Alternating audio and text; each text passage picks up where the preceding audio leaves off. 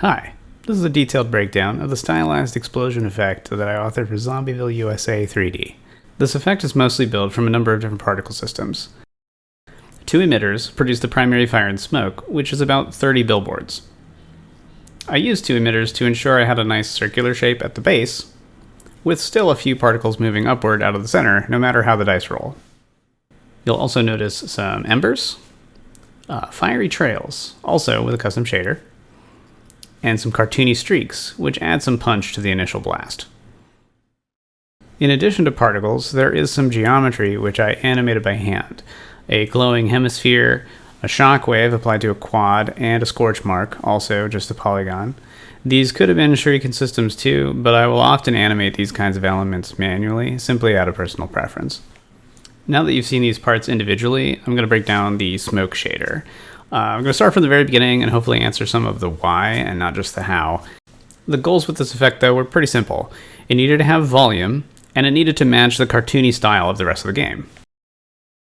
So a lot of times when you're doing particle-based smoke or fire or something, you're doing your best to hide the fact that it's really just a bunch of billboards. It might start like this with the standard Unity particle shader, and the texture is obviously just repeating. You can add random rotation to put in a little bit of variety, but it's still kind of obvious. It's the same sprite over and over again. So then you might use a sprite sheet to randomize what is being used. It's still being turned, it's being scaled. This helps, but these particles are still pretty flat. They're really wispy and thin. They don't dissolve in an interesting way. They're just fading out. So to push it much further than this, you kind of need to make your own custom shader, which is what we're going to jump into. I started by painting these height maps with just a soft round brush, and then converting that height map into a normal map. Like in the previous example, I'm still planning to use a sprite sheet so I can randomize between 4 different sprites. This is the beginning of our shader. I'm using Amplify Shader Editor to build this, but you could use Shader Graph as well, or you could write it by hand. So far, all we're doing is sampling the height map for opacity, running it through a smooth step just to make the edges harder, and applying a flat color. Next, we'll use that normal map, but first, a little math. The dot product between two normalized vectors will give you a -1 to 1 value, depending on how they are angled relative to each other. It will produce a 1 if two vectors are pointed directly at each other, -1 if they're facing the same direction, and 0 if they are perfectly perpendicular, with angles in between giving the values in between. Using this, we can do simple shading by finding the dot product of our surface normal and a light direction.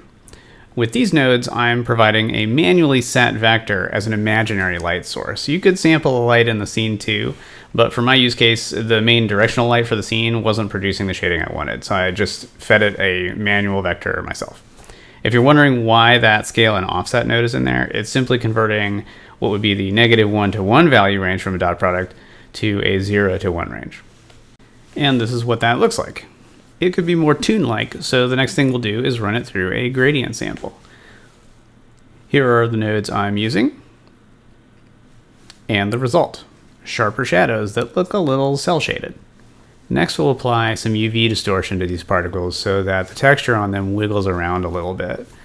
Using these nodes, I'm projecting a fractal noise normal map in world space against the whole particle system, and adding the values to the UVs. Here's the system paused, with a really high level of distortion, just so you can see what it's doing. And here it is in motion with a much more tasteful level of distortion. It's pretty subtle, just kind of wiggles around, keeps the edges from being super crisp. Next up is erosion. These particles need to disappear, but simply fading them out rarely looks good. We want it to deteriorate over time, so we're again going to project a noise pattern in world space. This time, the values are being subtracted from our opacity. If you're wondering what that vertex texture coordinate node is doing at the bottom, it's providing the age % of the particles to the shader. To have this work, you must enable custom vertex streams in the particle system here. And in my case, I found that I also had to add tangent information because once I added this custom vertex stream, it screwed up the normals on the particles. It didn't have them work correctly anymore, so your mileage may vary. At any rate, this is the result so far. We're starting to get there. But this is another problem. Opaque objects clipping into the system look pretty bad. The edges of each particle are really obvious. Using the depth buffer, you can fade out transparent objects as they approach the point where they would clip into something else, or something that writes to the depth buffer. Here you can see with no depth fading applied. And here it is with the depth fade. This is really useful for making soft particles, fake volumetric light, and it's very cheap.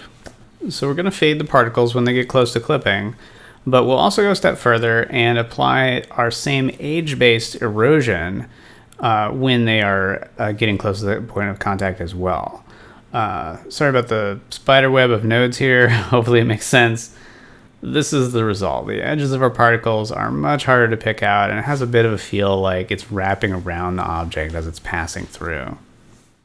The only remaining element is the fiery color that kind of covers the smoke at the start. And there aren't any concepts at work for that. It's achieved the same way that the primary lighting is. So we're, instead of using a hard-coded vector, we are checking the vector between the surface and a given point, a property here that's called center point. And that center point is set by the script that plays this effect. I'm just going to drag the system around so you can see how that center point applies the color to different sides of the smoke clouds, depending on where it's positioned.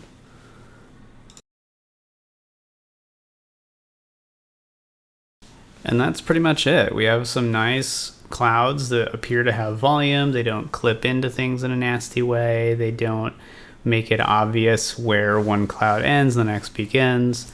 It all just kind of looks like one big mass that deteriorates in interesting ways.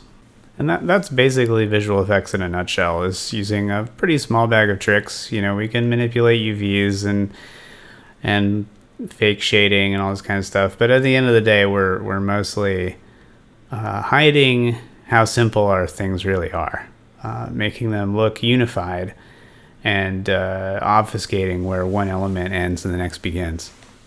Oh, and of course, you gotta shake the camera. That's Visual Effects 101. Shake that camera. Anyway, I hope you found this useful. We post things like this regularly over on our Twitter. Mika Mobile is the account to follow for more visual effects and zombies blowing up and all manner of good stuff like that. Zombieville USA 3D is on Steam right now. If you want to wishlist that and see when it comes out, we would appreciate it. Thanks for watching.